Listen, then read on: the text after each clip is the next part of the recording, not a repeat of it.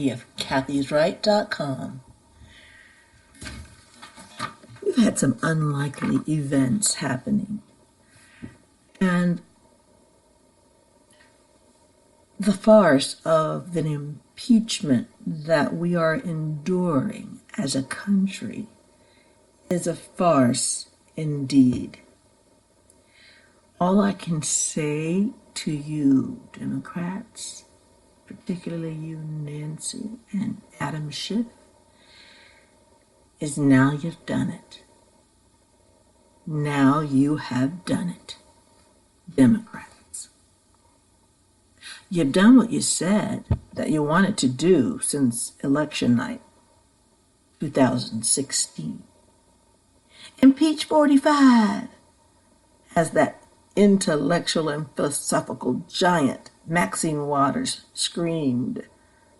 That was her battle cry. And by golly, she got what she wanted. She screamed from the mountain tops or trash heap that exist big time in her parts of the woods, or at least the people she represents. She doesn't live in that mess that she's created, but she'll scream there. And she'll scream to anyone who'll listen. Even those of us who couldn't get to the television remote control fast enough to turn it off or down. Nancy was reticent at first. She was cautious, refraining from the fray. Everyone was looking for a reason to impeach President Trump, constantly searching for a crime, something, anything that they thought might get him out of office, or at least stain his reputation. Front and center was Adam Schiff, who ballyhooed a fake discussion and then only later claimed it was just a parody. He tried to sound something like a Chicago gangster thug. It was poorly delivered, but he tried to make it sound true. Other members of the House were looking at him strangely like, what? Like, you're not reading the transcript we're all reading, but that wasn't his purpose. His purpose was to deceive, and to deceive us, because they already had copies. So today we walked with them, metaphorically, as the members, the managers that were chosen, House Clerk Cheryl Johnson, who's in charge of record keeping for the lower chamber, Paul Irving, Nancy, Adam Schiff, Sadler, they walked slowly to deliver the papers to the Senate.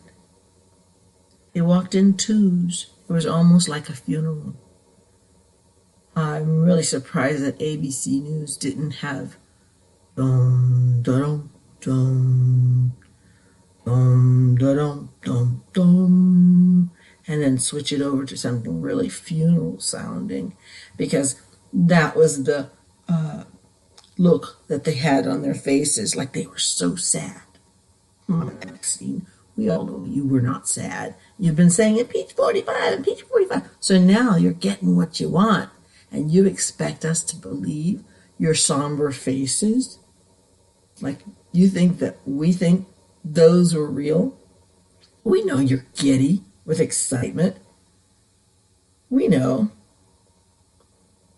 This is a part of a tradition that they're supposed to do, although I don't think they did that with Clinton. I think they did it on a Saturday. There should have been more music. But on behalf of conservatives and Republicans everywhere, I thank these con artists for their acting ability and their projectile lying. Sometimes when little babies, their bodies reject something that they've consumed, like an allergy or something. And what happens is they'll vomit, but they'll projectile vomit, which really scares the mom because you think, what the? I mean, it comes not just out the mouth, it shoots across the floor. Well, the Democrats have learned projectile lying, and because they do, and in their, I don't ever want to defend them, but they're doing what comes naturally to them, it seems, because they don't ever break into laughter. I mean, personally, if I was telling the kind of lies I've been hearing for the last year, at some point I'd have to go, I'm so sorry, I know I'm so full of shit. I mean, really, I would have to do that at some point, because how can they keep a straight face for so long? I mean, they do deserve a medal or some sort of reward. This was a somber moment, is what Nancy kept telling us. You know, she didn't want anybody smiling or anything. And that is what we have here. Only in this cumbersome situation, these big babies get a commemorative pen, all shiny. Nancy had them made. Her name was on it in gold to commemorate this somber moment. Another Democratic debate was had last night. And you would have thought someone died there too. The faces of the audience, the candidates, the announcers, all had this deadpan expression on their face. Nobody was excited about anything. I kind of felt sorry for them, because I know when I see Trump at a rally, people are excited to see him. They're excited to be there. They're excited to be amongst others who like Trump as well. They're excited for our country. What are the Democrats excited about? Communism? Socialism? Abortion? What are they excited about? I can't think of a thing. They want high taxes, open borders. It's hard to get excited about those kinds of things. Unless you're somebody like Beto, he gets excited about anything. But it was a debacle, their debate. The faces in the audience. The only good part was when Elizabeth Warren refused to shake the hand of Bernie Sanders and accused him of accusing her of lying about his remark, saying that a woman couldn't win the election. Wow. And she's a known liar, so that was rich, even for Pocahontas, for her to accuse him of accusing her of lying, Pocahontas. Who were her advisors, after all, when that debacle happened? I mean, several, she's had several, but the original one, the first one that I remember seeing on television, where she's sitting and she's listening to some sort of monitor, and they're about to deliver the results of her DNA, and she's sitting there waiting, and they tell her she is 1,124th Native American, or maybe even Asian. And Pocahontas, being the consummate liar that she is, I just wanted to know who her advisors were, if she had any, because whose brainchild was it to have her filmed hearing this DNA result? And she could have been she couldn't have been more myth, but she could have been a little more feeling. Her first response was, "Are you calling my mother a liar?" No sadness, no devastation. That's how I knew she had been lying all along. I went through that. My people are from Louisiana. I'm born here in Texas, but my people are from Louisiana. I come from a long line of Thibodeaux, Broussards, and LaSalles, and Lapradias too, and Moutons. And we spoke French. I got my DNA result, and to my shock and dismay, I discovered I had very little French blood in me.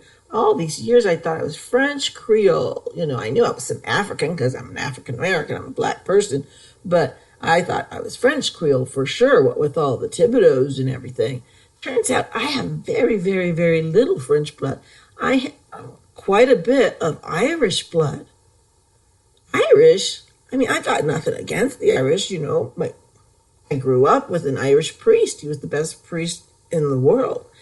But to find out that I was Irish and not French Creole, every time I've gone to Europe, I go straight to France. I love France.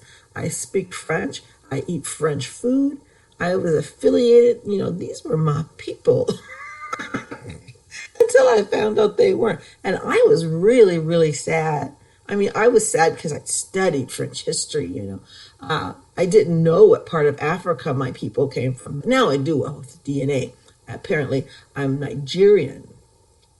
But to find out that that I'm not any French, maybe my fingernail might be French, and that it's really Irish, I was sad. I was sad and dismayed. But I'm learning to embrace all the newness. But that's what kind of struck me about Elizabeth Warren, because had she shown a little sadness, a little like disappointment, she could have said, like, if I were her advisor, and I would never be her advisor, but had I been her advisor, I would have told her to show a deep woundedness. She's a good actress, so she could do this, you know. She should have said something like, I have always been proud of my Native American Cherokee heritage. I've studied it. I love it. It's breaking my heart to find that I don't share their blood. And then, of course, a tear or two could have fallen, you know, from her eye. And if she had done that, you know, like been affected, like most Americans when they find out their DNA is different than what they've been told, if she had shown that kind of sadness, she would have had Native Americans all over this country on her side, because they would have seen that she truly appreciated their culture and their heritage. But they didn't get to see that. All she could think about was, are you saying my mother was a liar? You know, bobbing that, shaking that calico on her head like she does. I found that to be a real dumb move by Elizabeth Warren. Really done. Dumb move. And she should have been done then, but no, she just keeps going. You know, and she says I was fired because I was pregnant. That turned out not to be true, but she didn't do any of those things. She should have had a plan A or a plan B. You know, she's good with plans. Her advisor should have said, if the result is this, you should do this. If it's that, you should do that. That's what having a plan is, Elizabeth. But apparently your advisors aren't any smarter than you are. But that tells me she's a bona fide liar. She has no conscience, like most of her party. They don't have much of a conscience because they don't apologize anymore when they get things wrong or when they lie. So projectile lying. Democrat pundits project what they're actually guilty of onto us. Like, for instance, they said Trump was guilty of quid pro quo. Then we see very soon that Joe Biden was caught on film. Well, he knew it was being filmed, so it wasn't caught, bragging about just that. You don't get the money until you stop investigating the company that his son worked at.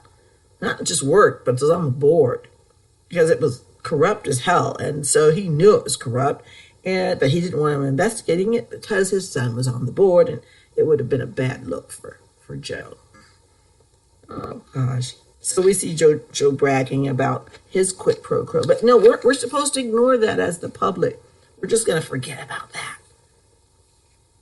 Then they said that Trump having his family serve in the White House was nepotism when Hunter Biden was on the board of the corrupt foreign oil company under investigation. That was halted by Joe's quid pro quo. They have accused Trump in the past of being crass while ignoring Bill Clinton's indiscretions on the plane, the Lolita plane, with convicted pedophile friend to the powerful, now deceased, who didn't kill himself, Epstein.